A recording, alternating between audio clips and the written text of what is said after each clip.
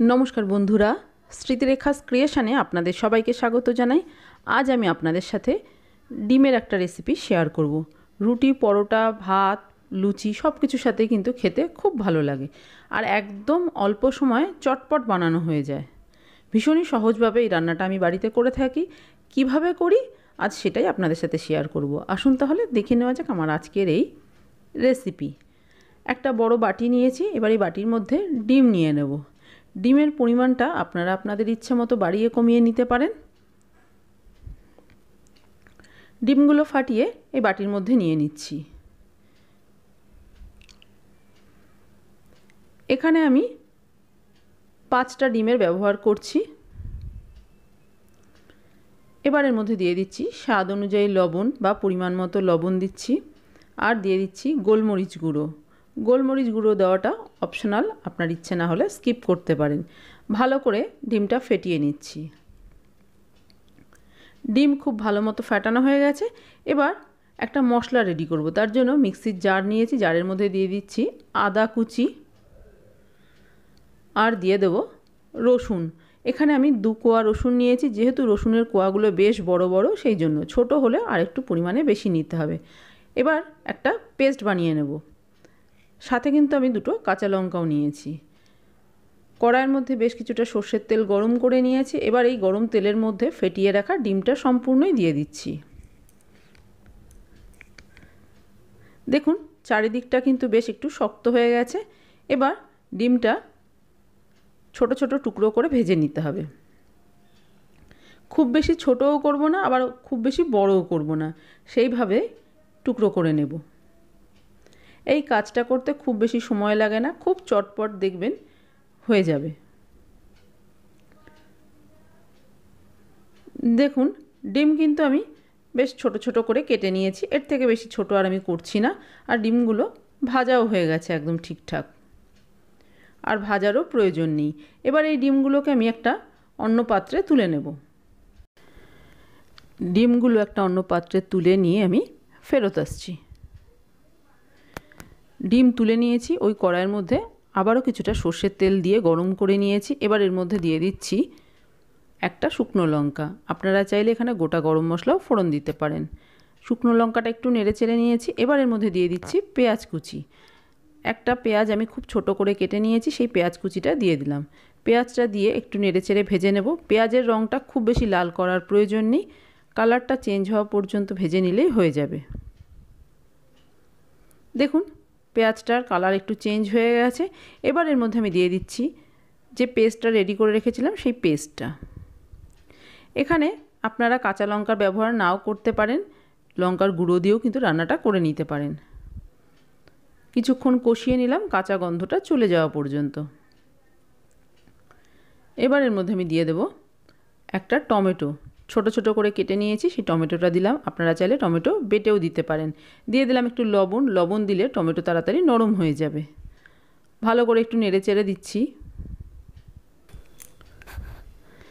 এবার আমি কড়াইটা একটু ঢাকা দিয়ে দেব, তাহলে তাড়াতাড়ি টমেটো নরম হয়ে যাবে।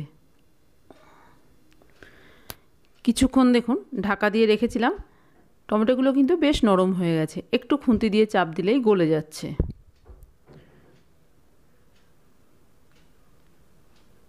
এবার এর মধ্যে দিয়ে দেব মিক্সির জারটা ধুয়ে সামান্য একটু জল দিয়ে দিচ্ছি। জিরে গুঁড়ো, ধনে গুঁড়ো দিয়ে দিলাম, ছোট চামচের 1 চামচ করে দিচ্ছি। দিয়ে দিচ্ছি লঙ্কা গুঁড়ো, আর দিয়ে দিচ্ছি কাশ্মীরি লাল লঙ্কার গুঁড়ো কালারের জন্য। এটা অপশনাল, ইচ্ছে না হলে বাদ দিতে পারেন। পরিমাণ মতো লবণ দিচ্ছি, আর দিয়ে দিচ্ছি হলুদ। এর আগেও আমি লবণ ব্যবহার করেছি, সেই জন্য খুব সামান্যই দিলাম। লবণটা কিন্তু খেয়াল করে অবশ্যই দেবেন। আবারও কিছুক্ষণ মশলা খুব ভালো করে কষিয়ে নেব। মশলা থেকে তেল বেরোনো পর্যন্ত মশলাটাকে ভালো করে কষিয়ে নিতে হবে। কড়াইটা ঢাকা দিয়ে দেব কিছুক্ষণের জন্য। কিছুক্ষণ ঢাকা দিয়ে রেখেছিলাম। দেখুন মশলা থেকে কিন্তু তেল সেপারেট হতে শুরু করেছে। আর গ্যাসের ফ্লেমটা মিডিয়াম টু লোতে রেখে মশলাটা খুব ভালো করে আমি কষিয়ে নিচ্ছি। মশলা ভালো করে কষিয়ে নেবেন, রান্নার স্বাদ দেখবেন এমনিই খুব ভালো হয়ে যাবে। দেখেই বুঝতে পারছেন মশলা কিন্তু খুব ভালো করে কষানো হয়ে গেছে। এবার এর মধ্যে আমি দিয়ে দিচ্ছি ভেজে রাখা ডিম। ডিম দিয়েও মশলার সাথে 1 মিনিট মতো একটু নেড়েচেড়ে কষিয়ে নেব। এখানে কিন্তু আপনারা চাইলে আলু সেদ্ধ করে তারপরেও কিন্তু ব্যবহার করতে পারেন। হাত দিয়ে একটু ভেঙে দেবেন, তাহলে দেখবেন তরকারিটা বেশ একটু মাখা মাখা হবে, খেতে ভালো লাগবে। ডিম দিয়েও কিছুক্ষণ একটু নেড়েচেড়ে দিয়েছি। এবার দিয়ে দিচ্ছি পরিমাণ মতো গরম জল। খুব বেশি জল দেওয়ার প্রয়োজন নেই, যেহেতু এখানে সেদ্ধ হওয়ার কিছুই নেই, সেই জন্য অল্প পরিমাণেই জল দিলাম। আর এই রান্নাটা কিন্তু ঝোল রাখলে একদমই ভালো লাগবে না। গরম জল দিয়ে ভালো করে একটু নেড়েচেড়ে দিলাম। দিয়ে দিচ্ছি চেরা কাঁচা লঙ্কা দুটো। ঢাকা দিয়ে 2 মিনিট রান্না হতে দেব। 2 মিনিট হয়ে গেছে, ঢাকনাটা খুলে এবার একটু দেখে নিচ্ছি।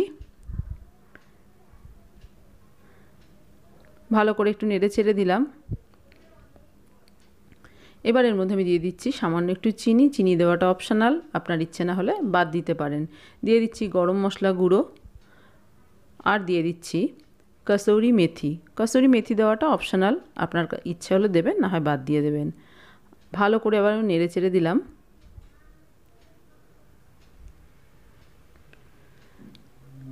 আবারও ঢাকা দিয়ে 1 মিনিট রান্না হতে দেব। 1 মিনিট হয়ে গেছে, ঢাকনাটা খুলে নিচ্ছি। গরম মশলা দেওয়ার সময় ঘি দিতে ভুলে গেছিলাম, তাই এখন একটু ঘিও দিয়ে দিলাম, তবে ঘি দেওয়াটা কিন্তু অপশনাল। আবারও একটু নেড়েচেড়ে দেব, আর এই সময় আমি গ্যাসের ফ্লেমটা অফ করে দিয়েছি। ভালো করে নেড়েচেড়ে এবার কড়াইটা ঢাকা দিয়ে এইভাবে কিছুক্ষণ রেখে দেব, তারপরে আমি গরম গরম তরকারি সার্ভ করে দেব। তৈরি হয়ে গেছে আমার আজকের ডিমের রেসিপি। ভীষণ সহজ আর খুব চটপট হয়ে যায়। যেদিন খুব বেশি কিছু রান্না করতে ইচ্ছা করবে না, সেদিন কিন্তু এই রান্নাটা অনায়াসে করে নেওয়া যায়, আর খেতেও বাড়ির সকলেই ভীষণই ভালোবাসবে। আমার আজকের এই ডিমের রেসিপি আপনাদের কেমন লাগলো বাড়িতে করে দেখবেন। ভালো লাগলে একটা লাইক, শেয়ার, কমেন্ট করবেন। আর আপনি যদি আমার চ্যানেলের নতুন বন্ধু হয়ে থাকেন, তাহলে আপনার কাছে একটাই অনুরোধ, আমার চ্যানেলটা সাবস্ক্রাইব করে আমার পাশে থাকার। আপনারা ভালো থাকবেন। আপনাদের সাথে আমার আবার দেখা হবে অন্য কোনো নতুন ভিডিওতে, নতুন কোনো রেসিপির সাথে।